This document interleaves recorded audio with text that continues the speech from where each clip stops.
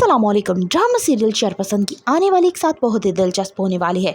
हफ्सा की गई बात रुबीना को इस कदर चुभती है कि पहले वो घर आकर जलील करती है और अब उसने कसम खा रखी है कि पूरे मोहल्ले में उसको बदनाम करके रहेगी। यहाँ पे उसकी माँ कहती है कि वो किसी सूरत डरने वाली नहीं है। रुबीना की आदत ही है एक की चार लगाकर पूरे मोहल्ले में करने दो, लेकिन मुझे तुम पे पूरा यकीन है। किसी पे इल्जाम लगाना और किरदार कशी करना बहुत ही इनके लिए आसान हो चुका है। जैसे पहले शाज़मीन की जिंदगी इन्होंने बर्बाद की, अब ये फिदा और सनम के पीछे पड़ चुके हैं और सनम को उसकी बीवी बहुत ही आड़े हाथों लेती है।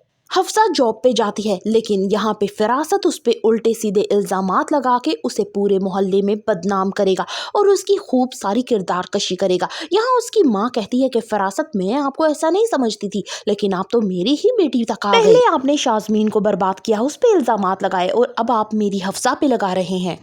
ड्रामे में आप आगे देखेंगे कि ये फरासत नामी बला जो है इतना ज़्यादा लोगों में अपनी ढाक बैठा लेगा, अपनी इज्जत की, अपनी पाठसाई की, कि लोग आंखें बंद करके इस पे यकीन करेंगे। इवन के उस हफ्सा पे इतने सारे इल्ज़ामात लगाए जाएंगे कि वो बेचारी हफ्सा खुदकुशी करने पर मजबूर हो जाएगी।